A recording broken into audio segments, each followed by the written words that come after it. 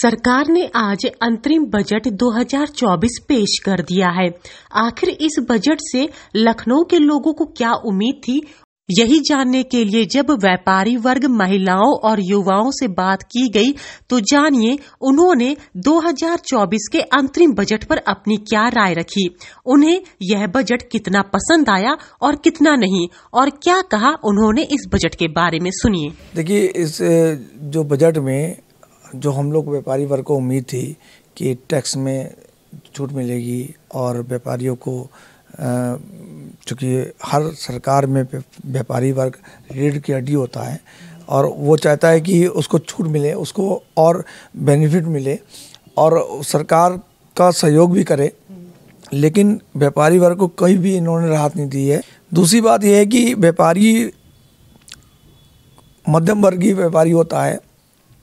बहुत से व्यापारी एक किराए के मकान में रहते हैं और वो मैक्सिमम जो है अपने घर को चलाते हैं, लेकिन उनके पास मकान नहीं होते हैं।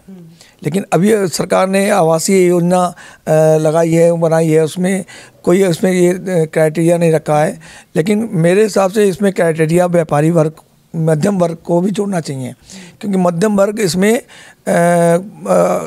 उतना कमा नहीं पाता है, क्योंकि वो दुकान में नौकरी करता है या दुकान में छोटी मोटी दुकान चलाता है, लेकिन घर नहीं बना पाता है। और उसकी हर एक आदमी की इच्छा होती है घर बनाने की, तो इसमें उनको भी जोड़ना चाहिए, क्योंकि हमेशा मध्यम वर्ग पिसता है। टैक्स भी मध्यम वर्ग देता है, चाहे व्यापारी हो चाहे किसी जगह काम करता हो, तो कुल मिला के मध्यम वर्ग को नहीं रखा। सर, 10 में से आप इस बजट को कितने नंबर देंगे? देखिए, व्यापारी वर्ग के हिसाब से देखा जाए तो ये बहुत अच्छा बजट नहीं है। आइए, हमारे साथ महिलाएं भी हैं जो गृहिणी हैं, इनके हिसाब से पूछते हैं कि इस बजट को वो किस नज़रिए से देखती हैं, क्या इनके फायदे की कोई बात है या नहीं है। मैम, आपका नाम क्या है? रितु। मैम, आप इस बजट कैसे देखती हैं?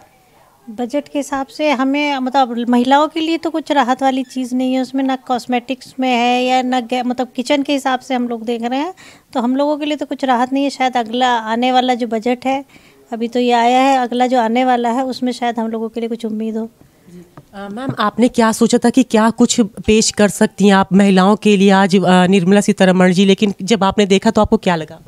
नहीं, हमें मतलब देख रहे हैं कि हम लोगों के लिए तो कुछ राहत नहीं है उसमें अगले शायद उम्मीद हो आगे कुछ हो तो, लेकिन नए उस सरकार से शायद अगली सरकार जो आने वाली है उससे कुछ उम्मीद लगे, अभी तो नहीं। मैम, आपका नाम क्या है? वैशाली। आपने इस बजट को किस नज़रिए से देखती है? अगर पॉइंट्स पूछे तो कितना देंगे और निराशा हाथ लगी या खुशी? इस बार का बजट के हिसाब से महिलाओं को के लिए तो बिल्कुल सही नहीं किया है सरकार ने। ये अंतिम बजट है, जो पूर्ण बजट सरकार बनने के बाद जो आएगा उससे महिलाओं को शायद हो सकता है कि राहत मिल सकती है। मैम, आपको क्या उम्मीद थी, क्या कुछ आपने देखा था कि उम्मीद थी कि चाहे रसोई का सामान हो या महिलाओं की रोज़मर्रा का सामान हो, कुछ सस्ता होने का?